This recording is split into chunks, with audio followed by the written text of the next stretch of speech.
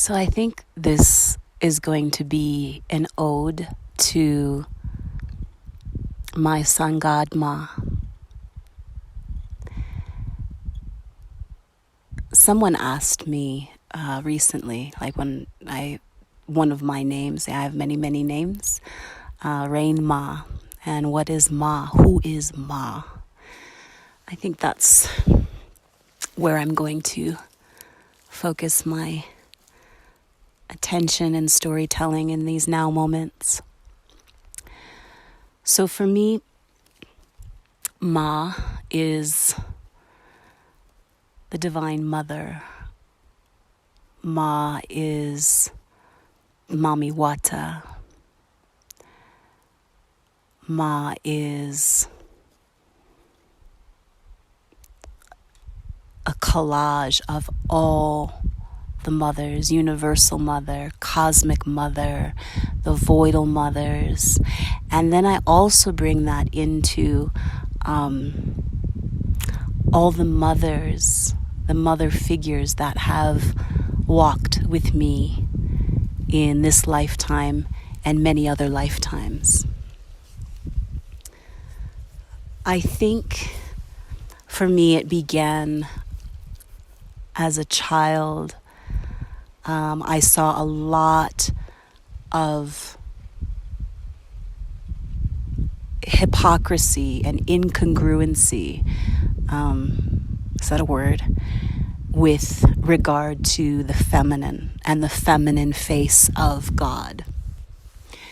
I was raised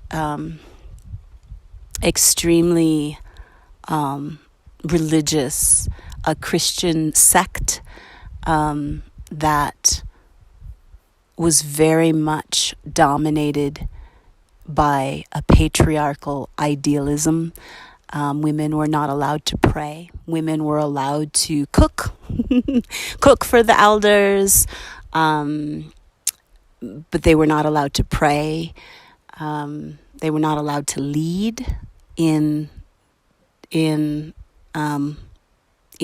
groups unless if there was not a male present, then they could, and then someone had to cover their head, and it was very odd to me. And again, I'm bringing some of this up because it is important to what my relationship with Ma is. I heard a lot of words, and very much coming from mind, very heady, disconnected from the feminine. And so one of the books that was really pivotal for me, I think someone gifted it to me. I think it was a client. So maybe I was already 19, maybe a massage therapist by then. I think it was a client, yeah. And it was by Patricia Lynn Riley. There's two of them. Imagine a Woman in Love with Herself. And I believe it is also by Patricia Lynn Riley, is A God Who Looks Like Me. And that for me was so pivotal, because growing up and hearing constantly of the masculine, and then here's, the son is born and all of that, I always wondered where the feminine face of God was.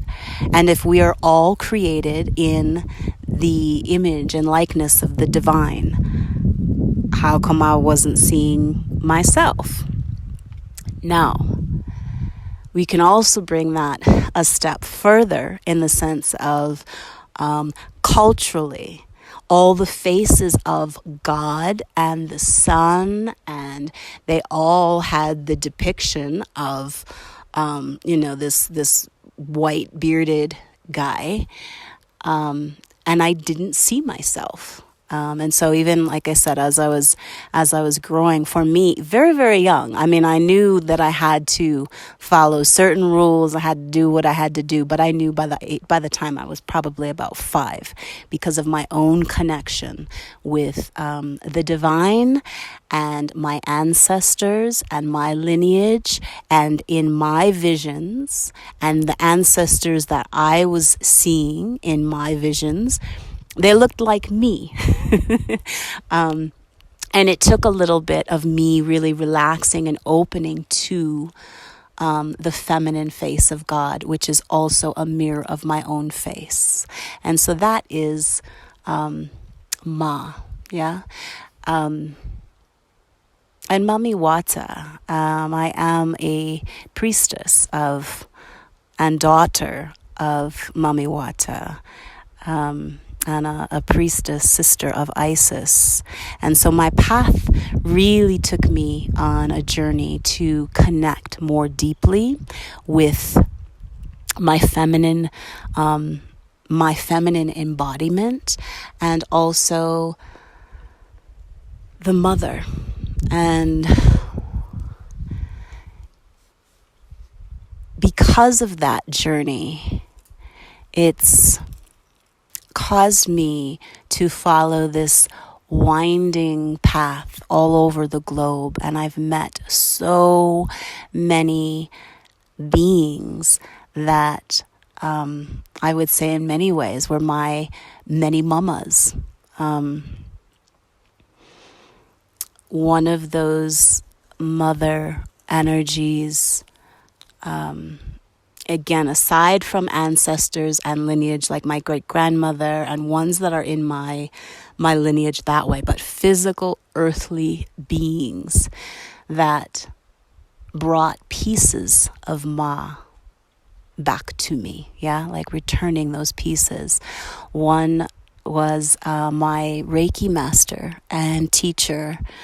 After massage therapy, or integrating with that, I was constantly connecting with other forms of body work and modalities. Prenatal massage was one, which also brought me to serving mothers, and then to cranial sacral therapy, which really, if we talk about the cerebral spinal fluid and the nervous system and the waters that exist within ourselves, that also became one of my teachers that I got to apprentice with of Ma. And that came in many forms as well, Cosmic Mother.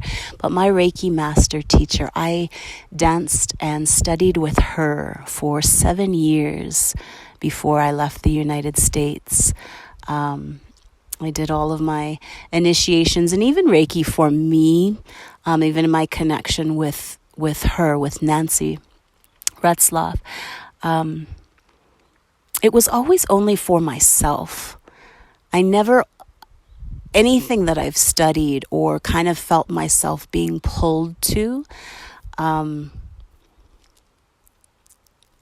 I was always curious to see how it would unfold and work within my own being. So even my Reiki attunements and, the levels, level 1, 2, 3, and mastery and blah, blah, blah. To me, it's a continual bud that continues to open and evolve. And I remember with Nancy, I saw her after all of like the initiations and the courses themselves, I still just continued to see her. I received sessions from her every other week, which was also a really big part of my becoming and my returning to Ma. Because as much as I was always working and serving mothers and working with different ones, I was really, really, really adamant about my own self-care, my receiving my own body work. And as a healing artist in those ways too, I'm very, very sensitive to people who, again, even if you have certain gifts and certain energies that are moving through you, if your energy is not balanced, is not stable, it's transmitted to the person that you're working on. So somehow I do think that was a direct transmission from Ma, that was an important part of my practice, that my own continued education as well as my own self-care and body work was and continued growth and learning, soul growth and evolution was extremely important. So after about 7 years and exploring the waters of some of these different modalities and serving mamas as a doula and prenatal massage therapist, there was so much that Ma was opening within my own being and kind of beckoning me forth, calling me to come forward. Like, are you ready for more? Are you ready for more? Come, daughter. Are you ready? And so there was a point in time where then I decided to close my practice and just travel and listen to Ma Isis, to listen to Mami Wata, to follow where my journey was leading me. And I remember right before I left, I went to see my Reiki master. I went to see Nancy, and she says, we have to do the symbols. You have to do your mastery. We have to complete this before you go to Ghana. And I remember I said to him, like, I don't think I really need it. Like, and I started already. There was something that had happened probably over the last 10 years of my practice that I'd started to not care about licensing and paper and all the national certifications, all those kinds of things. Where Ma was calling me had nothing to do with those things. And that was a part of my letting go. And so my Nancy said to me, she goes, no. She transmitted the mastery symbols and all of that. And that was her gift to me. Because really, I didn't care. Like at that point, I said, no, it doesn't really matter. I think I'm just going to continue to work with the symbols as I have them and as they continue to awaken within my own being, and go from there. But she insisted, and I'm very glad that she did, because it was a beautiful transmission, and I do think it prepared me in many ways. The becoming a Reiki master in those ways, and through the lineage that came through her being transmitted to me, was a really beautiful gift of Ma as well. And so this is where too I'm speaking to this also, because all of the ones that I consider SanGodMAs or godmothers of mine that I've walked with earthly, they have been daughters of her too. And so there's always an alignment, and I'm so grateful, so grateful. The next SanGodMA that I want to bring into the energy and honor is my SanGodMA Gogo Sizwe in Soweto in South Africa, is where my energy is connected with Gogo Sizwe in the flesh.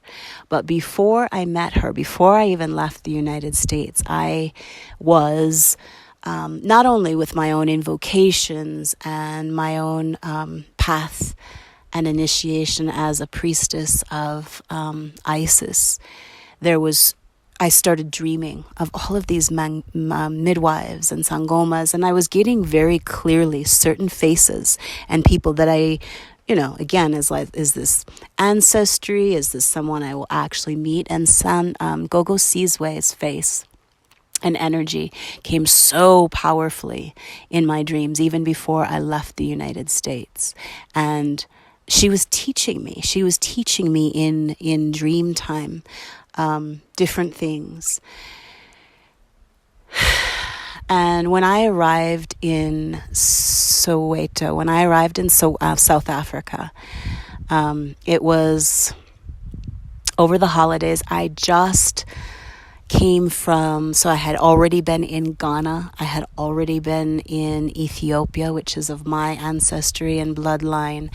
And I was pregnant at the time too. So also that's a huge part of also my son really gestating in the sacred waters of Ma. So my own waters, but also very much part of this journey as well. So when I first arrived in South Africa, I did feel myself needing a little bit of a respite, although, and yeah, just kind of a break also from energies and being constantly around different people. I had in Ghana, I was teaching Reiki, which I also learned that I am not a teacher. I am a teacher with regard to some things. I transmit through storytelling. I transmit presence, but in the sense of like how my Reiki master taught me. She was an amazing teacher, an amazing transmitter, and an amazing teacher. And I realized that with certain modalities and disciplines, because when I learned them, I learned the basics, kind of like with anything. You learn the root, you learn the basics, and then you make it your own. And then you have your own ancestry and your own technology that comes in, that you then feel comfortable enough in your being and your practice to see what it means and what that particular modality or expression looks like for you. So that's something that I realized, and there was a lot of energy that was going out from my being. So anyways, let me backtrack a little bit. So flying from Ethiopia to South Africa, and I remember at the airport getting off of the plane, went and got my bags, and there was a man who came up to me like out of nowhere, which again, you're traveling. I'm a single woman moving in the ways that I was moving, and he said to me, Gogo Sizwe is waiting for you. Come with me. And, I also was not new to some of the dynamics of things that Ma also brought me to witness in this world, having to do with sex trafficking and a whole lot of other things. So my energy and my guard was automatically up. I'm like, first of all, I had never, Gogo Sizwe, it hadn't even registered, And he said, I can't return without you. You have to come with me. And I literally, like, you must be fucking kidding me and crazy. I'm not getting in a car. I'm not getting in a car with you. And like I said, I still was needing a respite. So I went, and then he gave me her phone. He said, he wrote down a phone number. He said, call her, Gogo Sizwe, call her. And again, I took the piece of paper, I put it in my pocket. He definitely seemed, disappointed, but I was also like, I didn't just get off the boat or the plane, which I actually had.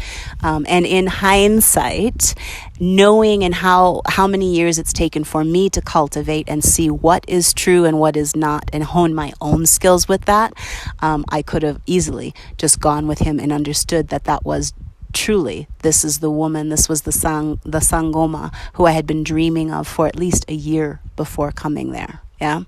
Anyways, it was not the case. I went and booked a kind of a little tourist thing, probably one of the only tourist things that I did while I was in South Africa. I went on a little 5-day safari, and in like Kruger National Park, something, and just literally gave myself a chance to rest and relax. And it was also over the holidays. I remember that as well. And being raised in the way that I was raised, I also was very much, I didn't want to impose on, in anybody during the holidays and blah, blah, blah. Again, fast forward many years later, that's not even that's not an operating system that exists in my mainframe any longer. But so after about 5 or 6 days, so again, she knew this whole time that I was I had gotten off the plane, that this is a woman, that she had been dreaming of as well. We were very much spiritually and psychically connected. So probably after 5 or 6 days, I remember, there's this piece of paper. Let me see if this is true. Yeah. And so I called, and she said, "Where are you? Come." And so literally at that point, then I remember she gave me the address, and I felt more confident taking a taxi myself. And she goes, "I'll send someone." And she was probably going to send the same person who she sent to the airport to come get me. But I took a taxi and went to the Meadowlands. Shout out to Meadowlands in Soweto, and Zone 9 to be exact. And when I arrived and I looked at her, and I'm like, oh my God, this is my SanGodMA. This is the woman who's been in my dreams for the last year. So I think it's a funny story, because now, again, if I fast forward and just even now how I've worked with different people, sometimes they will show up in my dreamscapes way before I meet them, and vice versa. Sometimes that's how people, as I've traveled, recognize me, is that they see, someone in my image, or they see my image and likeness, and then when I happen to show up in their land or village, there's a recognition, which is also a fun play. That's also, I think, as a daughter of Mummy Water, I love that way of working in our dream time and the World Wide Web that we all can soul link into and connect into in those ways. So anyways, back to Gogo Sizwe. When I met Gogo Sizwe, so first of all, instant recognition, instant knowing, like, oh my God, this is the woman that I've been dreaming about, and vice versa. She literally claimed me as, her daughter in many ways, and was very open to some of the technologies, because I was doing soul retrievals with people. I was using technology. I was using like my Bose noise canceling headphones, and literally people would go on a journey, and she was fascinated and received from me as well. But we had an agreement during the time that I lived with her and apprenticed with her, that she, being a Sangoma and healer in her community, she was also really, really, really exhausted in many ways. So she agreed, we had the agreement that while I was there, anybody that came to see her for different things, I would work with them. And she also was kind of studying what I was doing and watching what I was doing with people that came. So she had her practices and ways that she would work with the herbs, and she taught me those things. We did so many rituals, and she taught me, we went for walks, and she taught me about how to honor the elementals and the guardians of the land, how to ask for permission and ask for the plants. She always said too that the plants, we are the children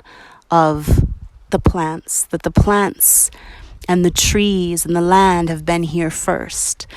And so she taught me how to pray, how to ask permission, and allow and call forth the energy of the plants for them to tell you how to use it and what it wants to be used for.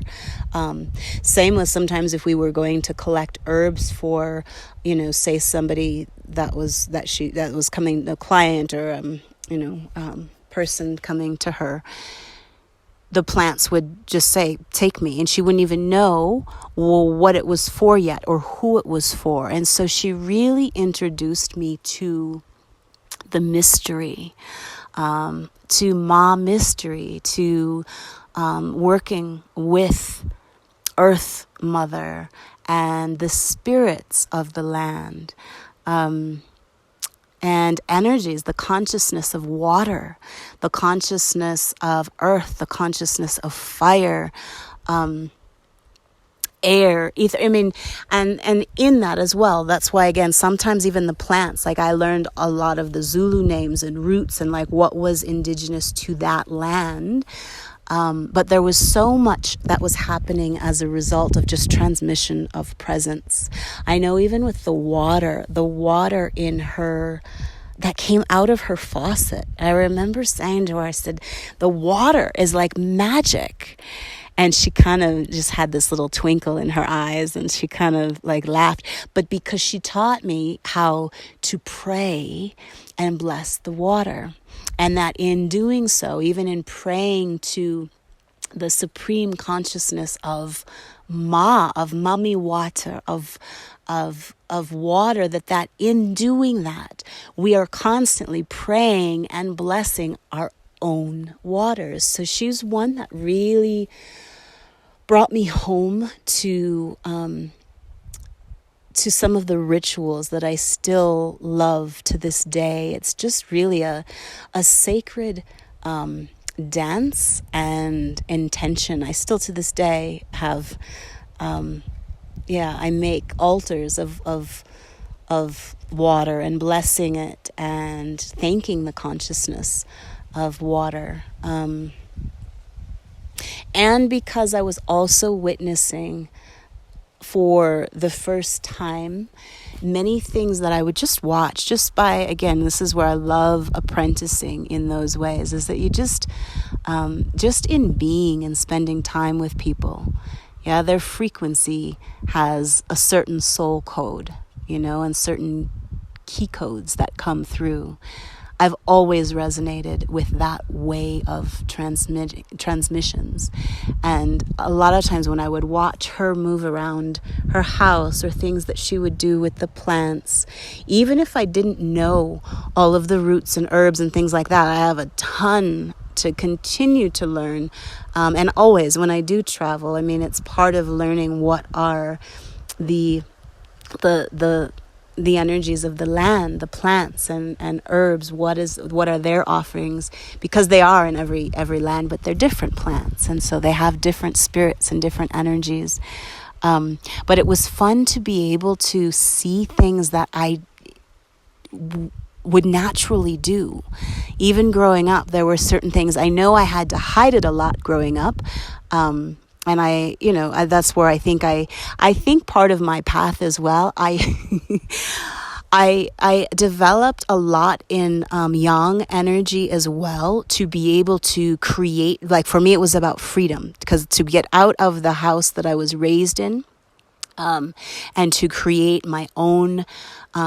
And have my own sanctuary, my own home, which is an extension of myself, an altar and resting space, nest. It was so important. So once I, probably by 20, had my own, I bought my first house and did all that, I did a lot of the things that I was watching Gogo Sizwe do. I was watching her put up things. I mean, you could feel it. When I would walk through the door, I could feel the altars that she would create and the energetics and even the guardians that she called, even the spirits of the house, everything.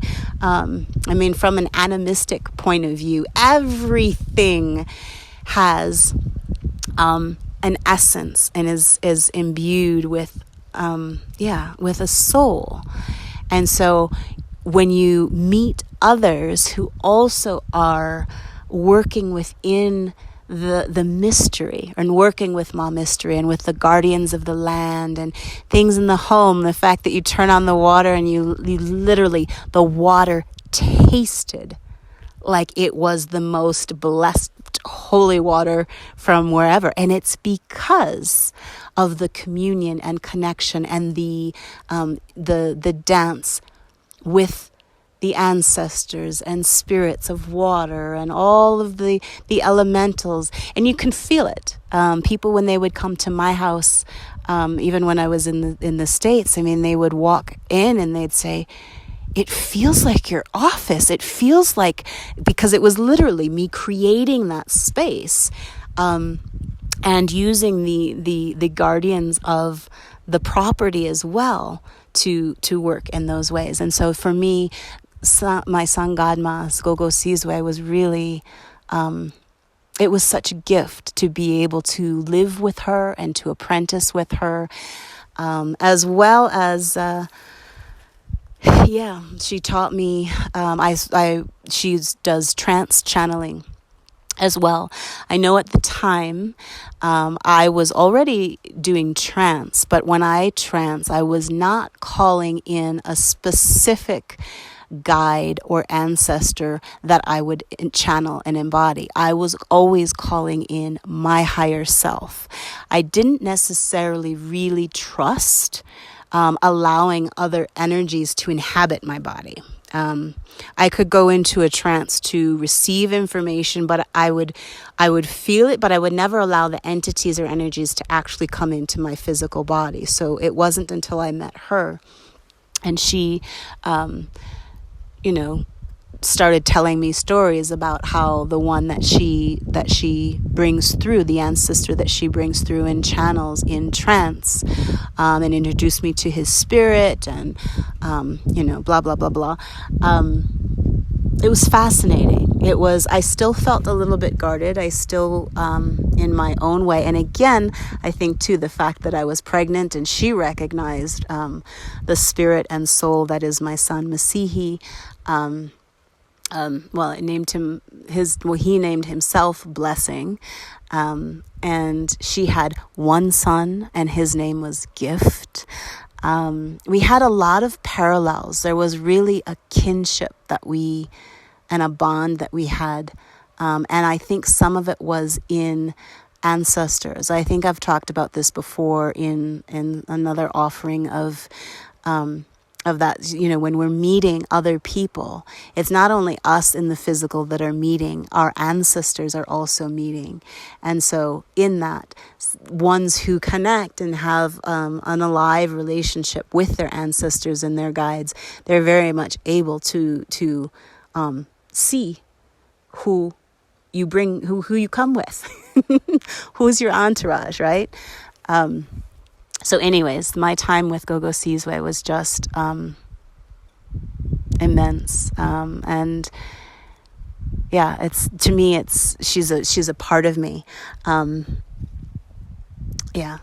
so with my son, that was also his energy. I think it was an interesting story in that as much as I remember saying to her, I said, I don't want to bring a spirit from outside of me. I don't want to channel in that way. Like channeling, I was comfortable with the ways that I was channeling and the way that I would go into trance to retrieve information. I was very comfortable with how I used my dreamscapes, but I wasn't interested in another energy or entity taking over my physical vessel. I do think there was still a lot of fear with regard to that.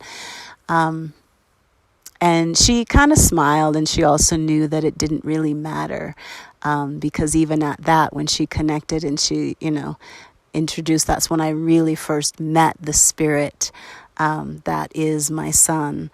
And it was in her house, and we were doing, all of these rituals and faces of time. Some meditations and rituals that I knew, faces of time meditation. I was calling in all of my ancestors. And it was in her house, in her bathroom, that literally I saw his face and his eyes.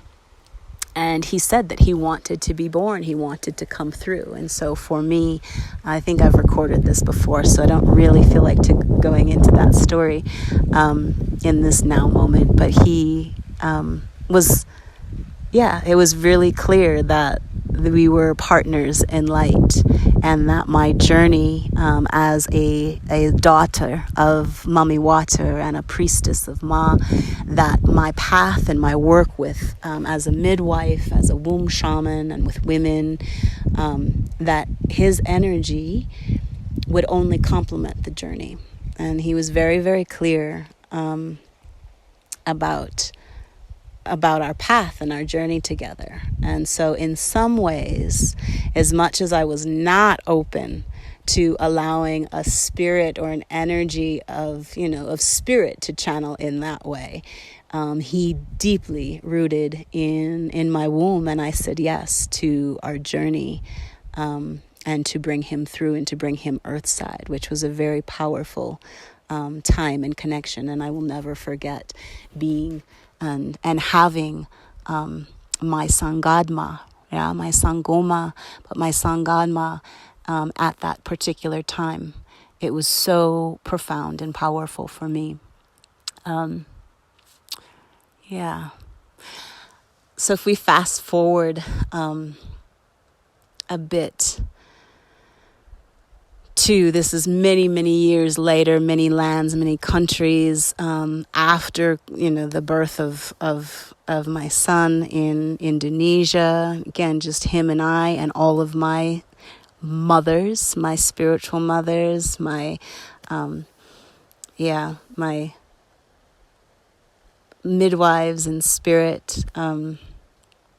After that period of time, this is then fast forwarding to literally like when my son was 12 and brought him back to the United States, and he was to pass the baton to his dad and family, our beautiful extended family.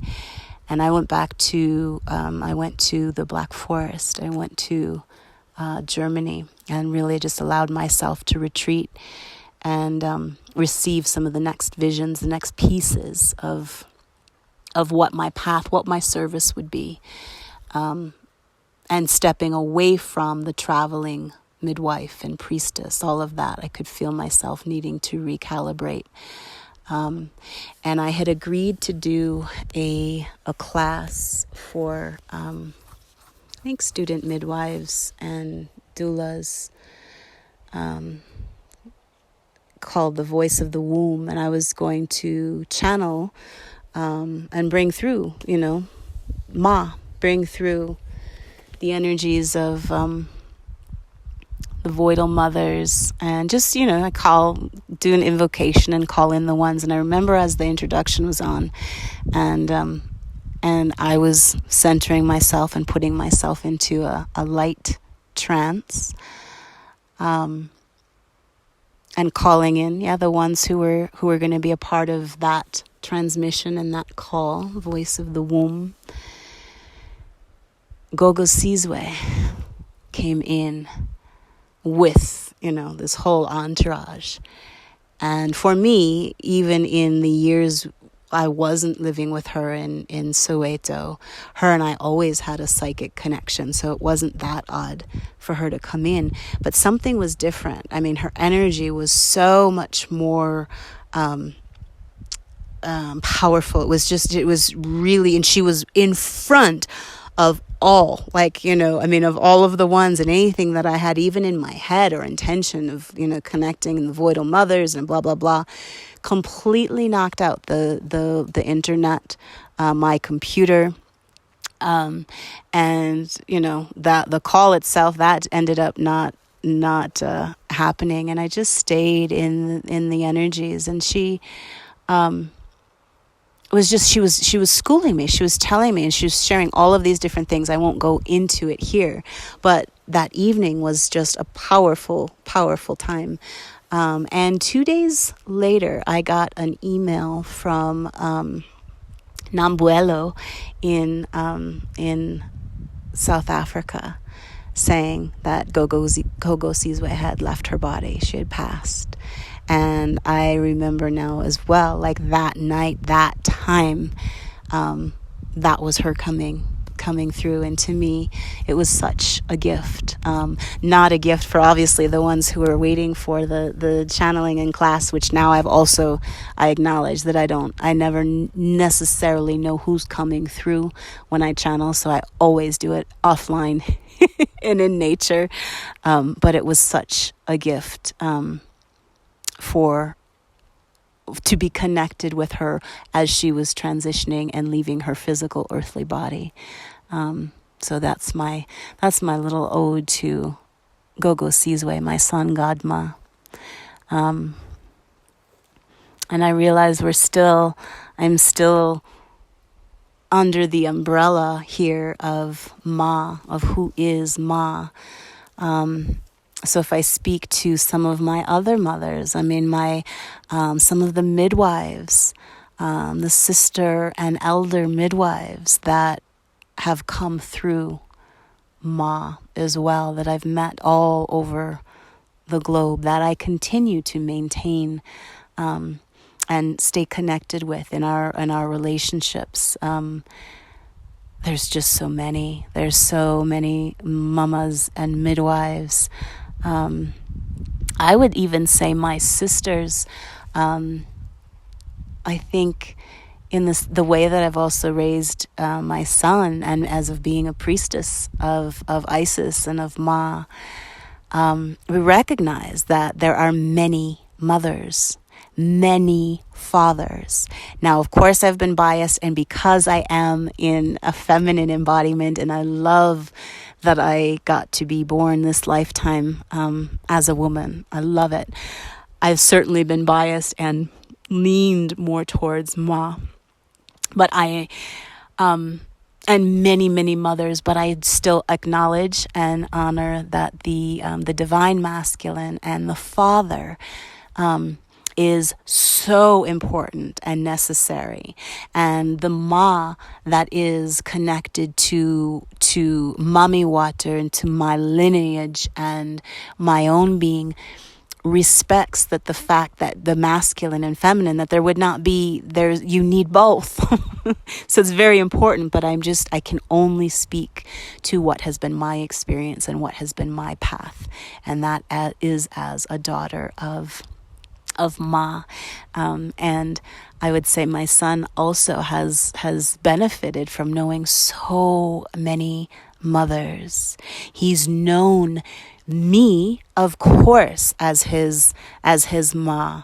But in this lifetime, he's known many, many sources of mothers, many different mothers, sisters, and all the midwives and people that have come into my energy have also come into his field. He's had his own connections, I would say the first 4 years in Indonesia as well. Ibu, I mean, everybody, you call every woman that you see, of a certain age, it's Ibu. Ibu is mama.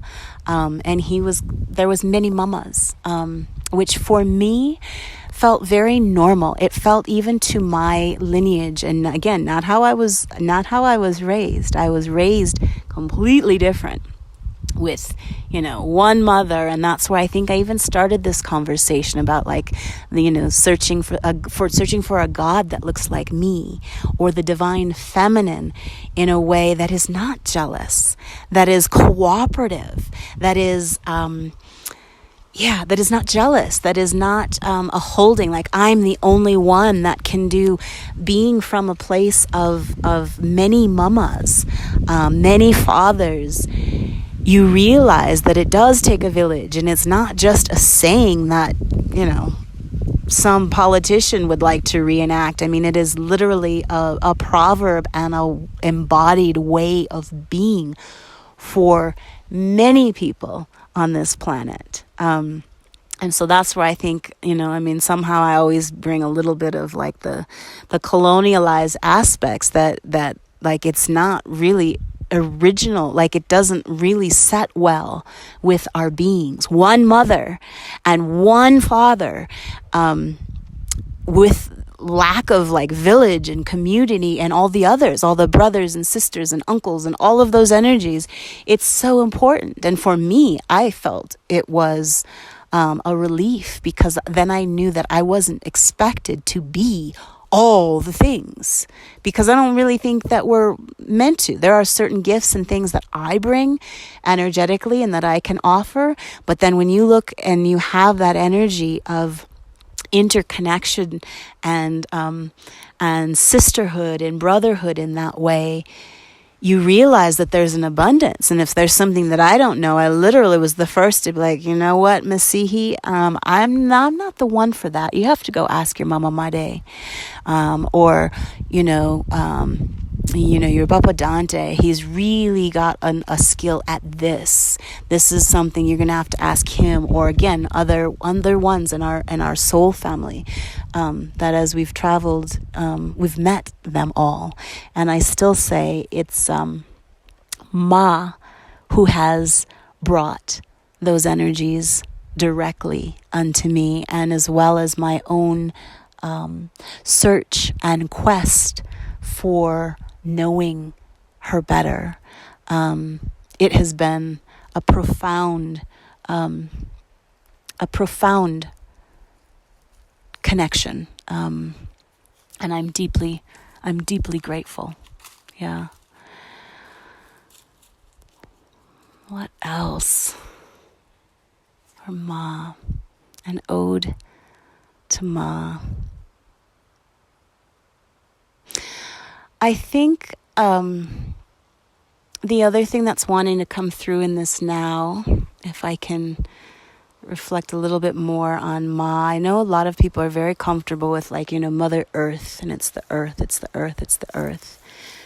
But in my understanding and my connection with Ma, she's in the heavens as well. She's cosmic as well. So Mother, like the earth and the energy, the entity that is Gaia, that is Mother Earth, absolutely.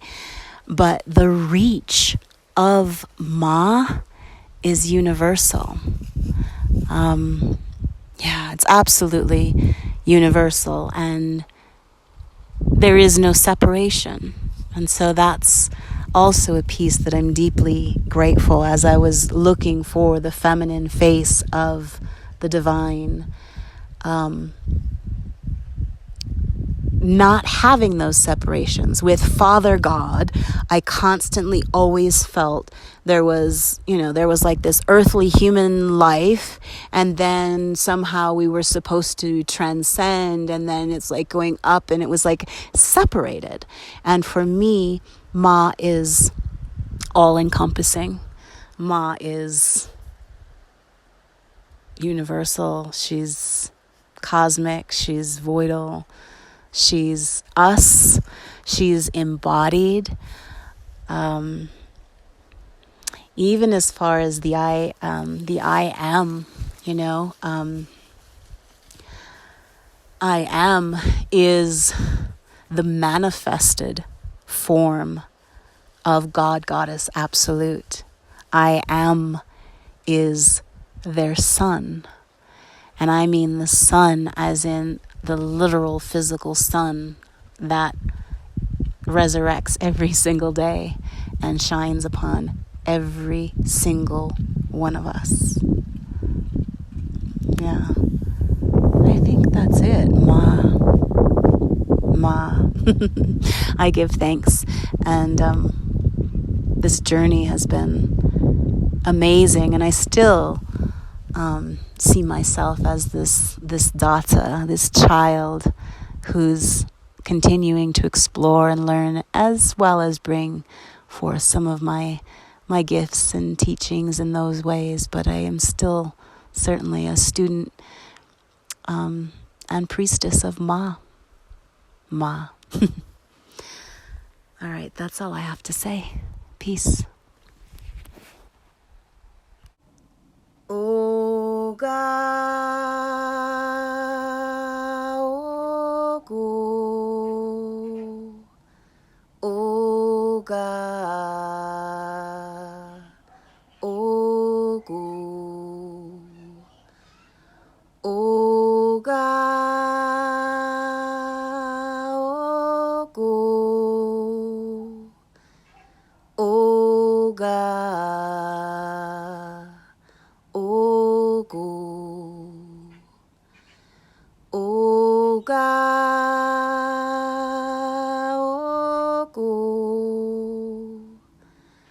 oga, ogu.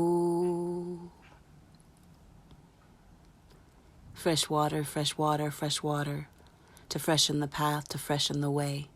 Beloved Mummy Wata, we pray. May death be no more. May negativity and evil intention cease to be. We give praise to the highest of the high, the Creator's supreme being who comes manifested as all the forces of nature. We salute the owner of this day. We salute the primordial mothers and the feminine forces of nature.